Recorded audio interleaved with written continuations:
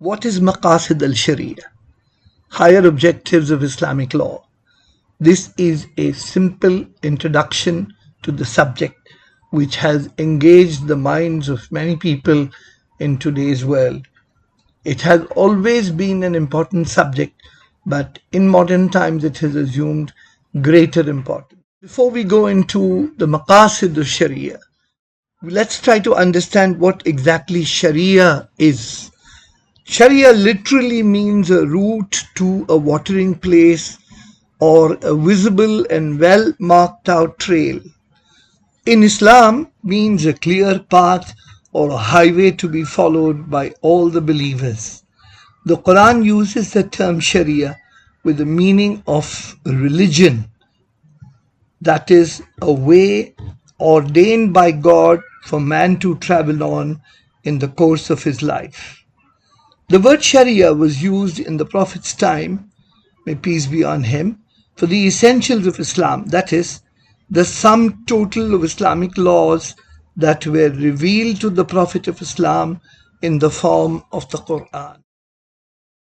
Let's look at some definitions of Maqasid al-Shari'a. Maqasid al-Shari'a, or intents and objectives of Islamic law, can be regarded as the greatest development in Islamic juristic thought, next to Usul al-Fiqh, which is the discipline dealing with issues related to the sources and methodology of Islamic law.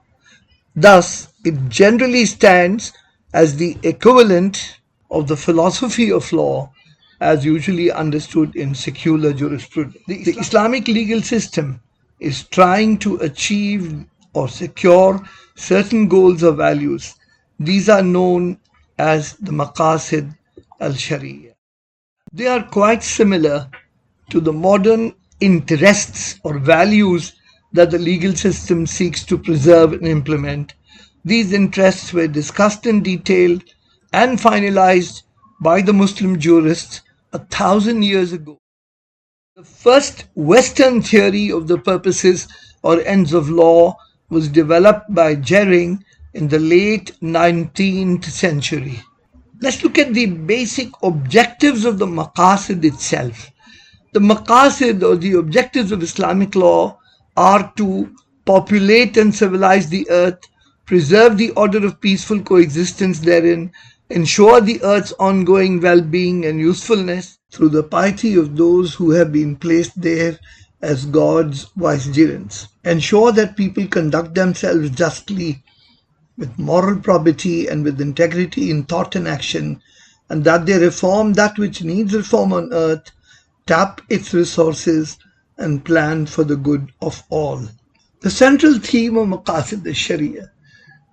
Primarily, the scholars have drawn attention to the central theme of Maqasid al-Shari'a, which is Jalb al-Masalih wa Dar' al-Mafasid. That means acquiring benefits or interests and warding off harm. In short, whatever safeguards public interest is desirable, and whatever harms or is detrimental to the public interest should be eliminated. Traditional classifications of Maqasid. From the time of Imam Ghazali, in particular, the scholars have classified Maqasid into three levels of necessity, the first of which is called Daruriyat, or absolute necessities. The second is complementary benefits or needs, called Hajiyat, and the third category is improvements or embellishments, also called Tahsiniyat. Necessities are further classified into 5 different groups. One that preserves the faith, human life or the soul, wealth, mind, and offspring. Some jurists have added the preservation of honor, ird, to the above 5 widely popular necessities. In the next slide, you will see what we call the 3 basic categories listed under the higher objectives of Islamic law.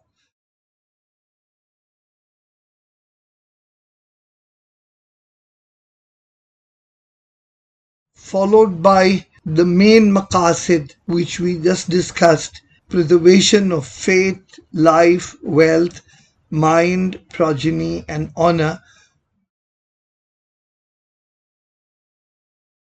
In Arabic, these are called Hifz al-Din, Hifz al-Nafs, Hifz al-Aql, Hifz al-Nasl, Hifz al-Mal,